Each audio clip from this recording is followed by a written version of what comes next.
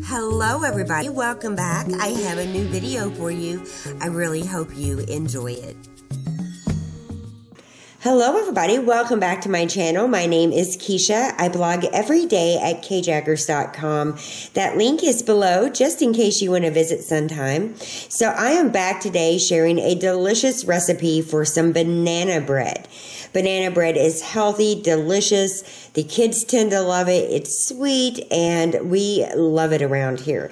The recipe is easy. You don't need a mixer. Everything is done, simply by hand, and it's super easy to make. It does take a while to bake in the oven, but once you get it mixed up, you can just put it in the oven and forget about it for a while. I'm going to take you through the steps to make it. It's so easy, and I can't wait for you guys to try this recipe. I think you're going to love it. So let's get started. I'm going to go through the recipe with you right now. So to start off, this delicious banana bread recipe, you're going to need some pretty standard ingredients. You're going to need some flour, just some general all-purpose flour that you can find at your local grocery store. You're also going to need some eggs for this recipe and some light brown sugar. All simple ingredients that you can find at any grocery store and is pretty much usually in stock almost in every home. In addition to the flour, eggs, and brown sugar, you're also going to want some pumpkin pie spice or just a little bit of cinnamon and nutmeg. This contains both cinnamon, nutmeg, and some allspice, so it works perfect. You're also going to need a little bit of baking soda, a little bit of sugar. We're also going to need a little bit of vanilla extract for this recipe, some granulated sugar, and some chopped walnuts. We're also going to need 8 tablespoons of butter, also known as one stick. These are like little baby sticks at 4 tablespoons a piece. And you do not have to have this at room temperature. You're going to put it into the bananas that we microwave. And it's very simple, but definitely get out 1 stick of butter. And of course, you're going to need some ripe bananas. You can either let them ripen naturally. You can ripen them in the oven. You can ripen them in the refrigerator. You can ripen them in a paper bag. Super simple. This is a very healthy, delicious recipe, and that's all you need to make it. There's no mixer. You're doing everything by hand. Super simple, delicious. Let's get started with showing you how to make it. So the first thing you want to get done is get your loaf pan out. Either it can be metal, it can be glass. I like to spray it with nonstick spray and dust it with a little bit of flour. You can certainly use oil and dust it with flour. You can just use non-spray by itself, whatever you wish, but you definitely need to make sure you can get your banana bread out of the loaf pan. The best way to do that is usually a little bit of grease and some flour. Okay, so let's get the dry ingredients ready. All you're going to do is take your flour, pour it into a mixing bowl. Then you're going to take your baking soda, add that in, your salt, add that in, and your pumpkin pie spice. Just sprinkle a little bit in there. Doesn't have to be a ton. And then you just take a whisk and just kind of whisk that together, and then we're going to set that aside for a minute. So next up, we're going to microwave our bananas for about 5 minutes. They're going to separate just a little bit. I'll show you what I mean. And we're going to kind of dump out the water, the product that comes out of the banana. So the banana water, I guess, if you will. So let's get these in the microwave for 5 minutes. Okay, so I didn't have a ton of separation this time. Sometimes they will get too watery and you'll have to separate them. As they've cooked in the microwave, it's really easy just to mush up the bananas with a spoon. Remember, it's super hot. Use a pot holder or a towel to get it out of the microwave. If you do not have a microwave, you could totally just put your bananas in a stock pot on the stove or a little pot and just kind of bring them up to a boil and keep mashing and making sure it's all mixed up. Okay, to the very hot bananas, we're going to add our butter. Now, I cut it up in little pats just so it would melt quicker. So add your butter. 1 stick. I kind of just mix it up. It will melt. This takes a minute. You're going to add your eggs. Just mix as you go. You have to be careful if your bananas are too hot, you will cook your eggs, but you just have to mix them in quickly. You're going to add your brown sugar right in. Come on, get in there. Or definitely a little bit. Okay, mix it in. You're also going to add your vanilla. You're going to get all this mixed up really well. After a minute or two of mixing it, it all just like mixes together. You could totally use a whisk. I'm using like a slotted spoon.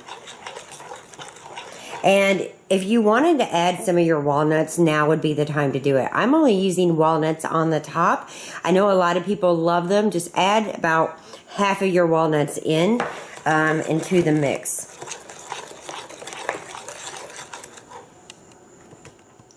Okay, so the last step is to take your dry ingredients, mix that right in,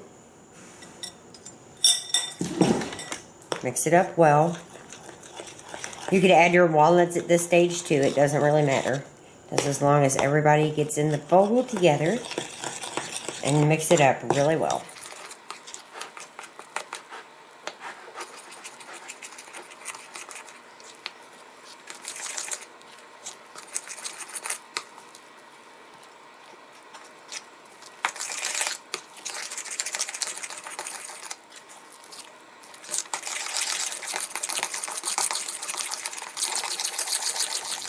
So we're going to take our banana bread into the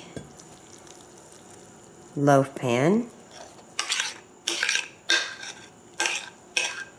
Get it all in there. You don't want to miss any because it's so yummy.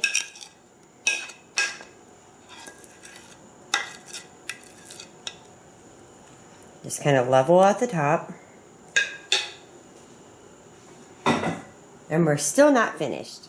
Okay, so once you have it in the bread pan or the loaf pan, whatever you want to call it, you want to take some of that granulated sugar and just sprinkle the top. You could totally use Splenda if that's your thing. And you can leave this out if you really don't want to do it. I find it makes it a lot better. Use as little or as much as you like. And then I'm going to take some of the walnuts and I'm just going to go around the edge. I'm going to get it like a rim, just around the edge. I'm not going to do the whole loaf. There's not a ton of people in my house who really like nuts, so I'm just going to put it right around the edge. Then we can get them off if we want them off. And again, you don't have to add these. You saw that I didn't add any to the filling. Just to the top.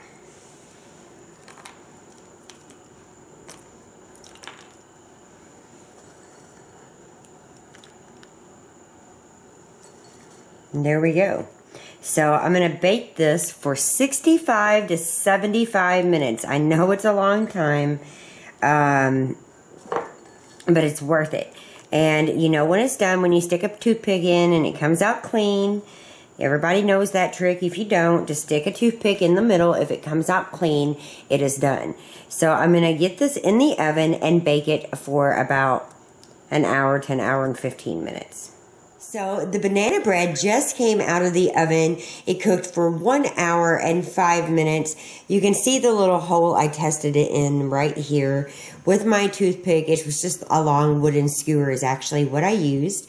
And it came out clean, and we're going to let it cool in this loaf pan for about 15 minutes. And then I just like to easily just run my knife around the edge to get the loaf out carefully and without breaking. Okay, so here is the delicious banana bread. It's out of the oven. It's still warm. You can see it's got a beautiful golden color. The nuts around the sides. It's moist yet firm, and it is delicious. I'm just serving it up with some warm, soft butter and some beautiful plates.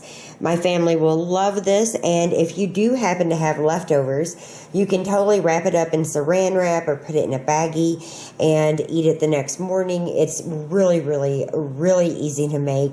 Delicious and comforting and filling, yet healthy and delicious. So I hope you guys enjoyed seeing this recipe. If you did, please take a second and give me a thumbs up. Don't forget to get subscribed. Click on my name if you're watching on YouTube. That will take you to my channel where you can get subscribed and see all my videos, and you'll be notified daily by emails when a new video uploads. You can also follow along on Facebook and Instagram for more pictures and updates. If you have any questions about this recipe, let me know. I'll have the recipe in full posted on my blog at kjaggers.com. If you want it, just head on over and check it out. And there is a print-friendly button, so you can just print it off and have the recipe at home all the time. Thank you guys for watching. Again, if you have any questions or comments, leave those below. Thanks for watching. Bye.